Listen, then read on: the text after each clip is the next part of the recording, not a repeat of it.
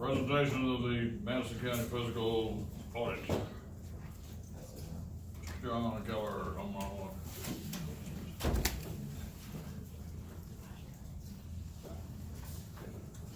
I just don't understand how you guys let Frank Mercer get on this. Yeah, here was.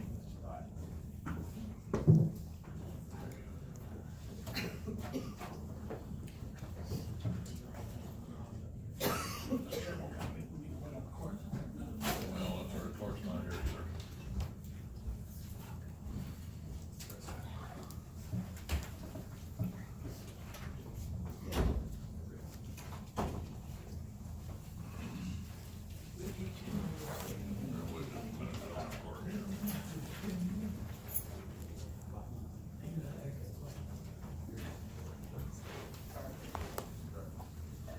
All right, let's go ahead and get started. Good morning. John Keeler, and with me is Eric Luoma or Lanigan and Associates, and we're here to present the audited financial statements for fiscal year ending September 30th, 2018. We previously sent copies of the bound audited financial statements, I think a couple of weeks ago. This slide presentation is just a summary of They've that been document. dispersed too, by the way. They have, okay. They all have a copy of them. Okay. This slide presentation is a summary of that document, and so we can just move through this pretty quickly. To start off with, just as a general comment, we found that the accounting records, the account balances were in good order. We didn't have to make any material adjustments to the books. Based on our audit procedures, we were able to issue an unmodified or a clean opinion on the financial statements. And so, starting on page 2 are just some matters that were required to communicate at the conclusion of our audit. The first is our responsibility, and of course that's to perform our audit procedures in accordance with our professional standards, and then based on our testing, we express an opinion, and as I said, we issued a clean opinion. The second sub-bullet there, we also evaluate your accounting processes and your internal controls, and then report any deficiencies there. For the most part, the accounting processes and internal controls are in good order. We do have one binding that we'll go through, but overall, it was in good shape. The second bullet is normal in the financial statements to have accounting estimates, and we list those there, allowance for uncollectible receivables. You're not going to collect all accounts receivable, and with Madison, we're specifically talking about the EMS receivables. You're not going to collect all of those, and so you have to establish a reserve for that. That's considered an estimate. And then depreciation expense, when you capitalize property and equipment, you depreciate it over its useful life, and the useful life is considered an estimate. So significant and critical accounting policies are described in the bound audited financial statements that you have. There were no significant changes during the year. And on the next couple of slides, we just list some of the more significant policies. Budget preparation, adopting a balanced budget in compliance with law, reviewing your actual spending periodically against that budget, the whole budget amendment process, grant and contract compliance, tracking projects accurately, both on the expense side. We're gonna look at your disbursements to vendors and contractors to verify that it's in compliance with grant agreements, contracts, laws, regulations. Your procurement policy, deposits and investments. Over on page 4, accounts receivable, looking at those and the collectability. As I said, there is a reserve for doubtful accounts. Capital assets, capitalizing property and equipment and large capital projects. And then also the pension. Madison's part of the Florida retirement system and estimating that liability. Over on page 5, we had no disagreements with management, no difficulties encountered during our audit. And of course, had we had any disagreements or difficulties, you would have heard about those prior to now. There were no uncorrected journal entries that needed to be, that were not posted. And then finally, management representations. Before we can release the final audit, there's certain representations that we get from management, and we got that in the letter March 15th, 2019, and then subsequent to that, released the audit. Page 6, in terms of audit reporting, there's 4 areas. First is the financial statements. That's the main objective of our audit, is to express an opinion on the account balances, and again, we issued an unmodified or clean opinion. We evaluate internal controls. Again, overall in good shape. We have one comment that we're gonna make in just a second. When the county spends more than $750,000 in federal or state grant dollars, we perform additional testing. We had no findings or questioning calls there. And that's primarily gonna be the Department of Transportation money that comes into the county for road construction. And then finally, management letter comments and other findings. You know, throughout our audit, if we see something, an improvement that can be made or an enhancement to internal controls, we point that out to management. That happens throughout the audit, and then we have an exit meeting at the conclusion of our audit, and we present ideas or suggestions then also. Page 7, and without getting into too much detail, just a summary of the statement of net position. And this is a roll-up of all the funds within the county, including the constitutional officers. And the main thing here is, if you look at the top section, the asset portion of your statement of net position, the 4th line down, that subtotal, you can see that your total assets had very little change. Down in the liability section, a couple things to point out. Accounts payable and other liabilities, you can see that it was $2.2 million in 2017. In 2018, $1.2 million. In 2017, there were a lot of, with the road projects, there were bills that were, payments that were owed to contractors that were paid subsequent to year end. And so in 2018, you didn't have that same level of payable on the books. A lot of this is just a snapshot, so it's there's timing of when bills get paid. Moving down, you can see the DEP revolving loan payable, that went down by a couple $100,000. And then the road construction loan in 2017, there was a balance of $916,000. In 2018, there was zero balance. So in total, your liabilities were down $1.6 million in 2018. Your assets less your liabilities, the bold line down at the bottom, you can see total net assets, and you can see that from 2017 to 2018, that balance increased by $706,000.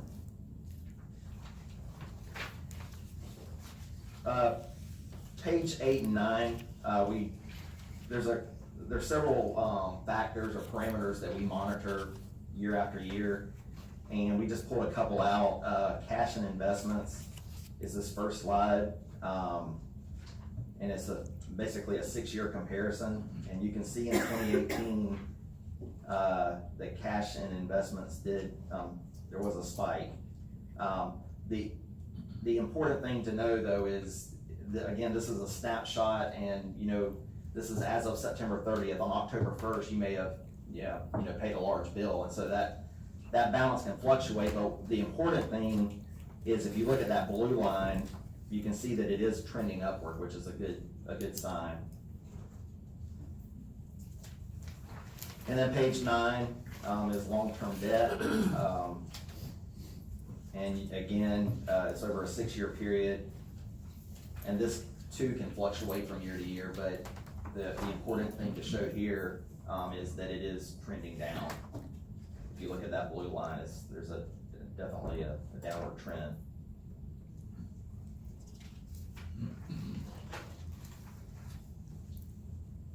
Page 10 is the statement of activities, or the income statement. The main item to point out in the revenue section at the top is with capital and operating grants. That second line there, you can see in 2017 there was just a lot more grant and contract related activity with Department of Transportation, road projects. There's a lot more of that in 2017 than 2018. And so that's the main item there to point out. And then down in the expense section, you can see that total expenses actually went down by about $140,000. But for the most part, when you're talking about $24 million in total expenses, I mean, that's less than a 0.5%. I mean, it's not, there's very little change there.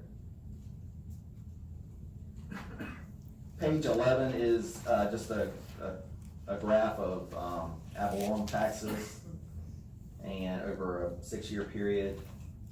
Of course, the millage rate at 10, and so the increase you see there is just property values and a function of the market. And then finally, on page 12, as I mentioned, there was one finding and recommendation that we did have, and it's related to EMS accounts receivable. In the past, we've reported our recommendation was more on the side of having a sound reconciliation process that's performed in a timely manner from month to month. We feel like that's been addressed. There is a good faith effort being made to reconcile this EMS balance. But as a second step, we feel that the finance department, Katrina and her team, meeting with the outside service provider that does the billing and collections for EMS, if they could get together and work on, because you're basically taking the finance department and the accounting system and their system that they have and reconciling the two systems together, and there's differences. And so our recommendation here is to get with that company and try to resolve those differences on an ongoing basis. And so, and we offered our assistance if needed, but that really is the only finding that we had. Like I said, everything else was in good order. And I would like to thank Billy, Katrina, and the whole team for responding to our request in a timely manner and getting us everything that we needed to get our audit completed. And so at this point, I can answer any questions that you may have on the audit. Do you have any? Any questions from the commission? Looks very good, Mr. Keller. We appreciate your hard work on this, and thank you very much. Thank you. I would like to say one thing. Okay. I just wanna say that John and Eric and all the folks that come from Mining, they're great to work with. I just wanna reiterate that I had no issues working with them. And that I also want to point out, Katrina does a good job in the office. And Oh, absolutely. she's quiet, doesn't like to say a lot of things, and she's sitting there, but I want her Yeah, to, but she does a good job, and she's responsible for a lot of this, for Ramley, Sheriff's Yeah, Office. those two right there are the glue that hold it together. Exactly. Thank you very much. Thank you. Yeah, thank you very much. All right, we will move on down to new business, discussion regarding the fees of Cherry Lake, parking, the beach park and leasing facility. Let's open up. I know we've had some thoughts and discussions, you may wanna air some. I know at our last commission that we talked about, with the changes we done, and we had indicated that with our fee structure we had, we was going to readdress it, especially when we found out that we could charge, out-of-state fees, so I think we need to get moving on that. This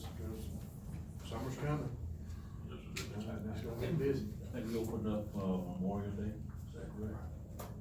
And so, It's if May, y'all, you know? if y'all wanna change something, you need to tell me what to change, I can get the ordinance prepared and advertised. Well, I'm not sure we have the current ordinance with us, but. I think the ordinance needs to definitely up the fees of the Georgia residents. Out of state. Out of state, but yes, it should say out of state, not Georgia. Correct.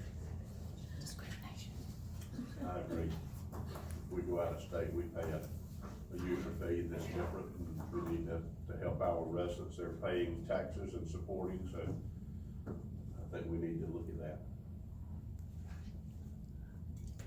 I'm sorry, I don't know what our current fees are for the boat ramp or the use of swimming fee and all that. Do you know what they are?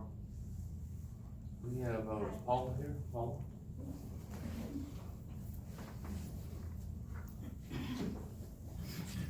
Good morning, everybody. Good morning. I'm Paula Arnold. I'm the executive director for the Arc Big Bend, and we're a nonprofit organization that provides services to people with disabilities in Madison County and within this region.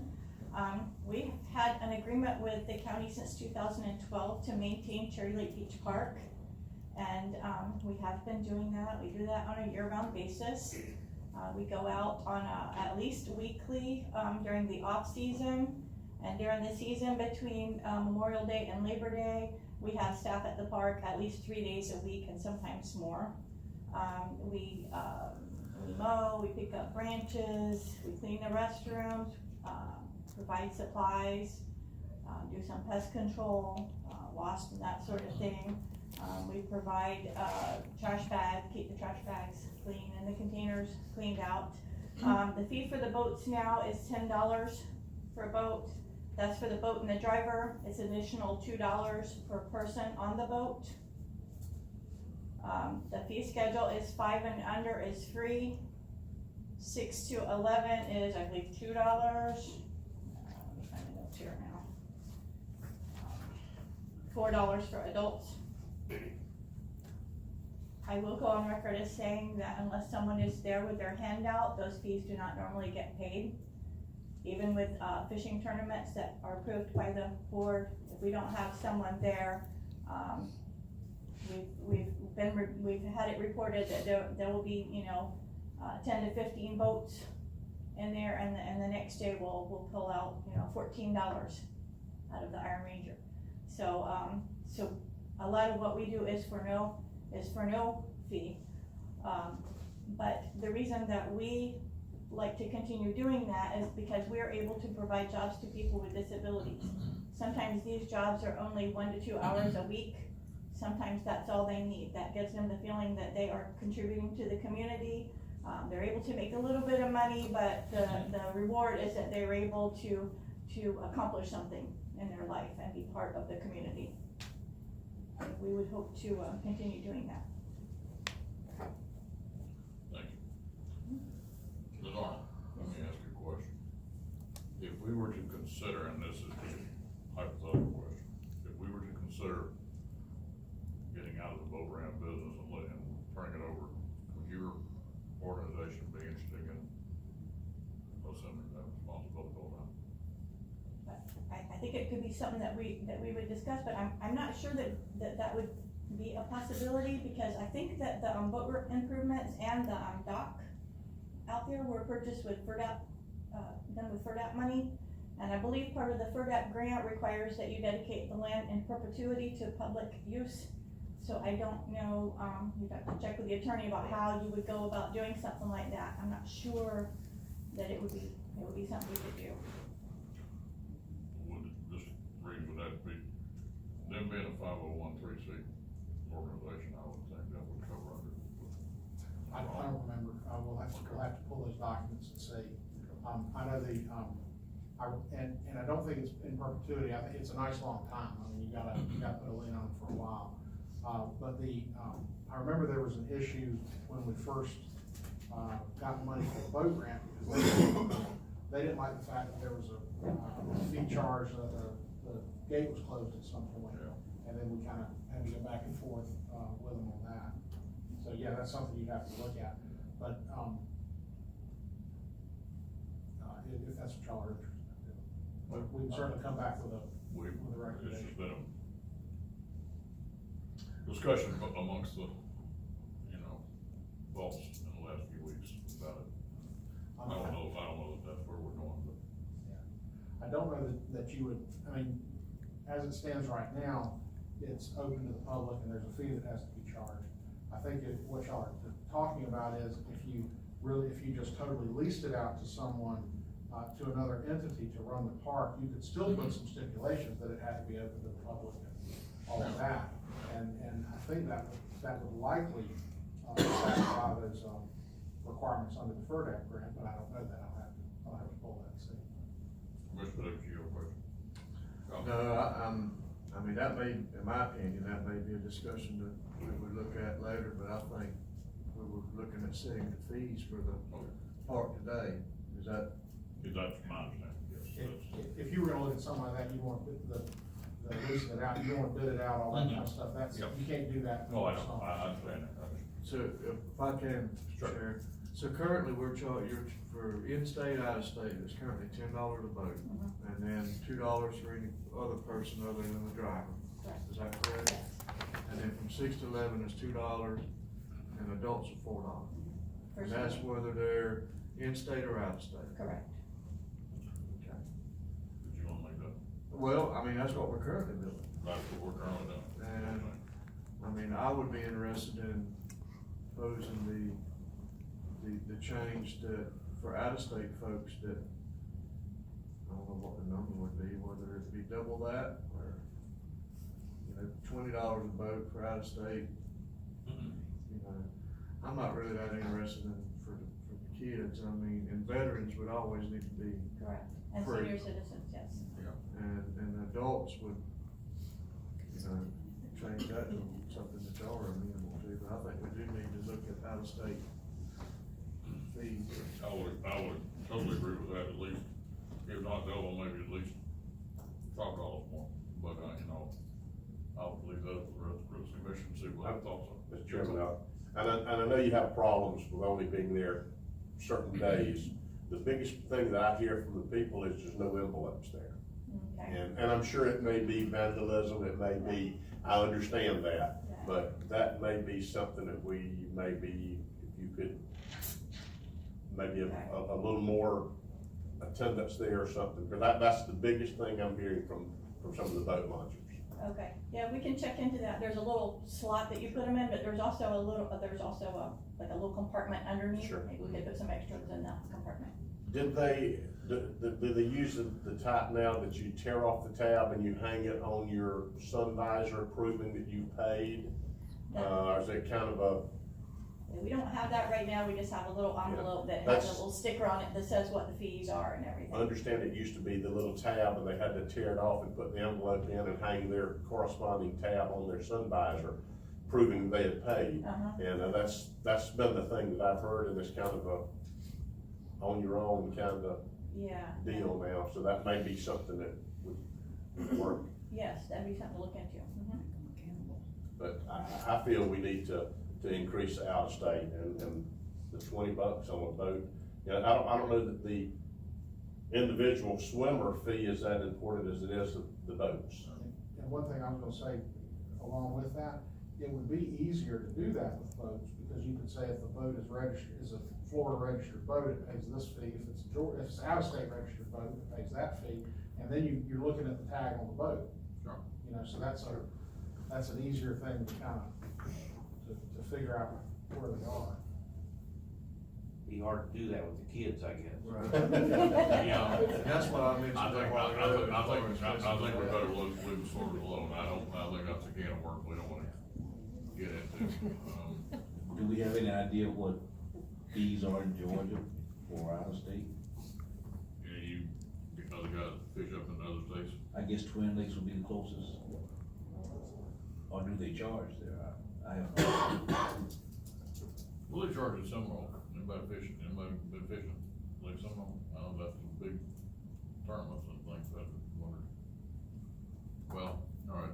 Do I we have guess, a- Mr. Chair, for motion would be in order, then I would say that for out-of-state boating, we'd increase it to $20 a boat for out-of-state, and then not mess with the was one. That would be just a lot cleaner, cause then whenever your folks working there, it's kinda hard to tell if they're a out-of-state resident or a in-state resident.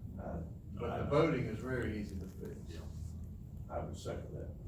Okay, I have a motion and a second to increase the fees for votes for out-of-state voting from $10 to $20. That being the motion, second. Any further discussion? And we're gonna look at the registration on the boat and not the trailer itself, is that correct? Yes, that's where you really should be looking. I think it is, and now, obviously, what y'all are doing is you're instructing me to draft an ordinance doing that, and then notice that, Right. because we gotta bring back an ordinance. Okay.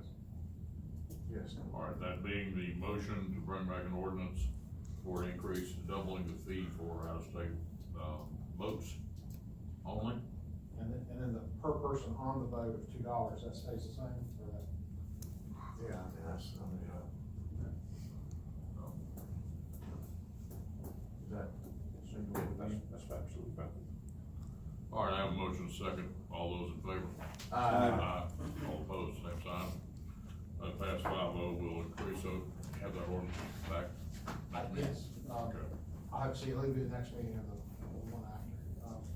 I definitely like to have it done before June.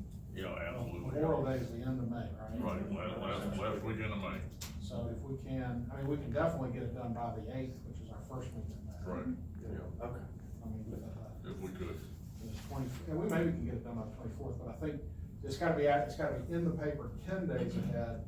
And so I think to get it in the paper 10 days ahead, since our paper comes out Wednesday to Friday, it has to be this Friday, which I don't believe it will be able to make. Well, I mean, our last meeting in May was the 22nd. But we made the first meeting, we could do the 8th. Oh, okay. I'm just saying, we couldn't do the next meeting in April. Ms. Paul, if you would, look into those different type envelopes with the Yes. hangers and maybe Well, make them be a little more. It might help, yes, we'll absolutely did try that. And I don't know. it would be extremely hard, I think, take a lot of work for us to make it work like Taylor County does, but I know down at the boat ramp at Keaton Beach, I think it's only about $5 to launch a boat, and you have the exact same envelope that you're talking about that you put in your truck. However, if that tag is not hanging, it's not a law enforcement officer, it's a county employee that goes and cleans and maintains the place. You get a $75 ticket if you don't have that $5 tag put up there, and they do send you an invoice for it. From experience. Yeah.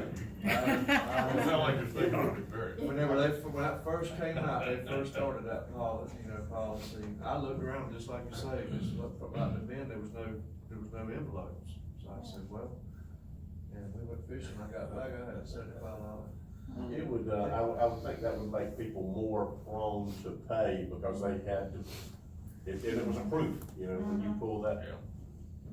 Yeah, now, if we notice that there isn't a sticker there, then what recourse would we have? Would we need to contact, Fishing the game. Well, sheriff's that's office? an ordinance that we don't even have. We don't have right an now. ordinance, so we have to come on the ordinance and have to get a file for that. Yeah.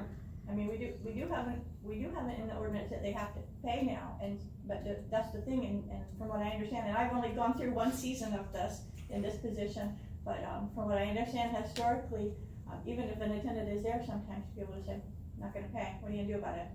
And to this point, we haven't really been able to do anything about it. Yeah, my understanding right now, the only enforcement they have right now is the parking part of it, as far as not the fee.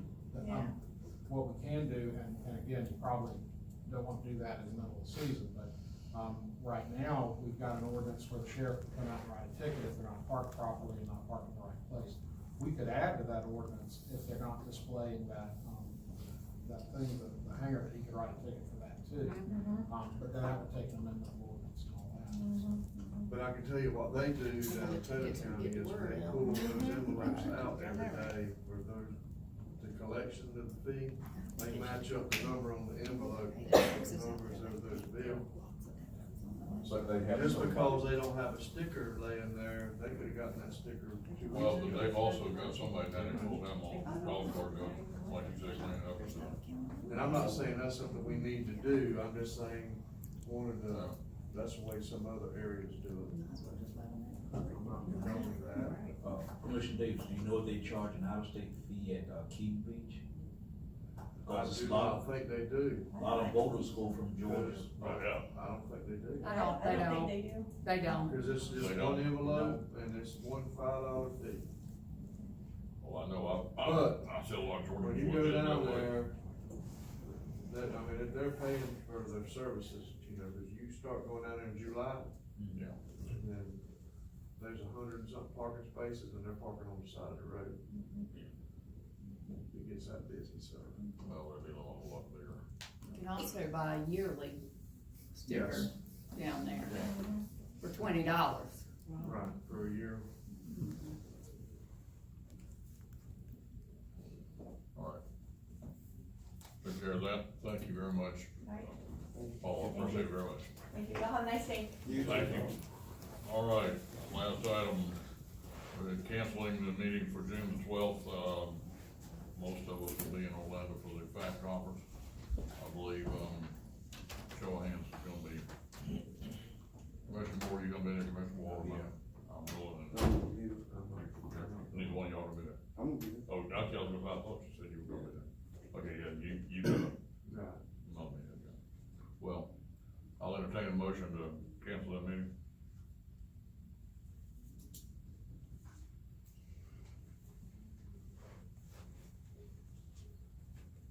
Don't invest me.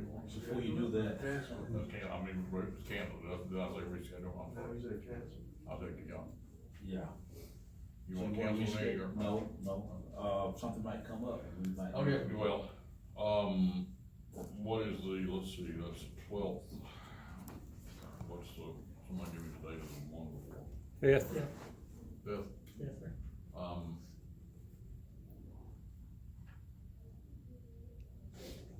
we'll reschedule the 5th, Well, we have a meeting on the 22nd, that's true. and then the 29th, of course, we don't, and the 5th. Then the 9th, yeah, I mean, that's fine with me. What, to cancel? No, as far as if you wanted to reschedule it for the 5th, or either, Well- have a special call meeting if we have some issues come up that we need to address. I'm good with either the 5th or the 19th, whichever y'all want to do. If you meet on the 19th, we have one on the 26th. That's true too.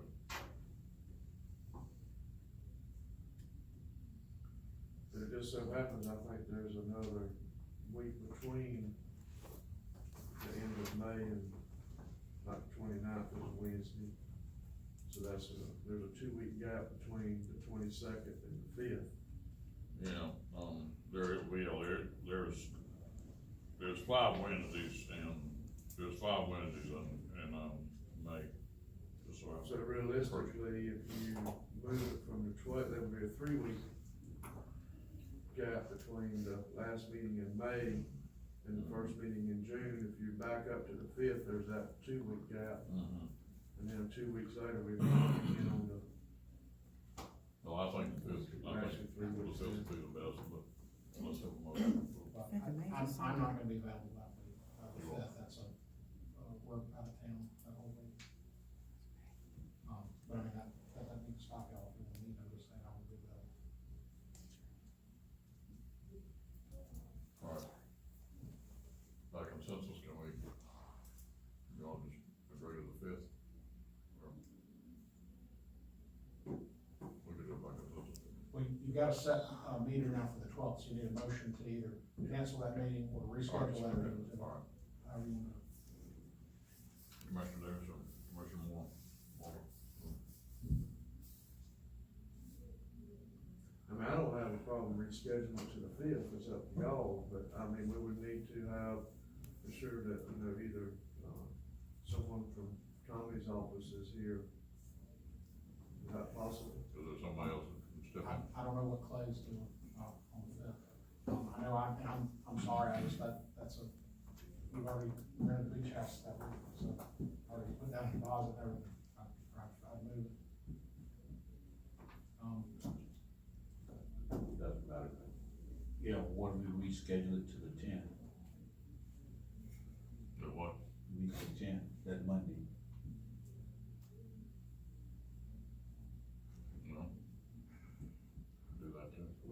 leaving Tuesday? Yes. Yeah, we are leaving Tuesday. I don't, Monday's fine with me. I can do that, James, all that, yeah, that's a Would it possibility. be possible to You do gonna be it? home? You gonna be here then? I got a school board meeting on the tenth, I'm sorry, not that morning. Is it morning meeting? Oh, no, my school board's in the afternoon. Yeah. We would be moving that till morning. Can you handle 2 meetings in the It morning? would be a morning I meeting. believe Yes, sir. I think I can do that on the tenth. Okay, sounds good to me. All right. 9 o'clock. Have a motion. We're- Do I have a motion to that effect, or move I was the just meeting? gonna suggest, can we do it at 10 o'clock? Yeah. Is that too late? I'm okay. Yeah, I'm let's do 10 o'clock, 10 o'clock, supposed to motion. have a 9 o'clock, but I can rearrange that, that's no Well. problem, but if you want to do it at 10. You do it at 10. All right. Be my motion, Mr. Chair. All right, I have a motion for 10 o'clock on Monday the 10th. Second. Yes. I have a motion and a second, all those in favor? Aye. Aye. Same sign. Opposed, that passes 5-0, we will meet on the 10th of June at 10 a.m. Okay. And then leave Tuesday. Any further business? I wanted to ask, if you don't mind, Mr. Chair, but Brian, I've had a few folks ask me about, and I know I've already had a meeting with, was it Florida Power and Light and Gulf about the transmission line? But apparently there's been a lot of residents getting letters from attorneys talking about, what is the easement? The eminent domain attorneys. And I know whenever I talked to the representative from them, they was gonna send us their footprint of where they intended to bring the transmission lines through our county. And I asked him if he could provide it to the county office so we could put it on the website for the public to be able to see what their plan is. Because I understand a lot of people now are getting letters from these eminent domain attorneys saying, we're gonna represent you whenever they come and take your land from you. And from my understanding, that wasn't what he was telling me, they were gonna try to use the state right-of-ways along the interstate as much as possible, and then talk to individual landowners where they may need a little bit more. So anyway, I'm hearing, I don't know if y'all are hearing, some folks out there that's kind of upset a little bit about getting letters saying that they're gonna come and take eminent domain on their property and take the property. So, I don't know if y'all have had any of these conversations? Well, I had a conversation with the representative, and what you described is what they said, they wanna use as much as the interstate corridor as possible. But I'm not aware of, any eminent domain concerning the private landowners. I had a conversation with 3 individuals this morning that got letters from attorneys' offices saying that we're gonna represent you, we want to retain you when they come and file eminent domain on your property. Now, Is that for one of our high power lines up there in your area? we're along the I-10 corridor. And what I've heard is from Florida Power and Light, evidently, the company that owns Florida Power and Light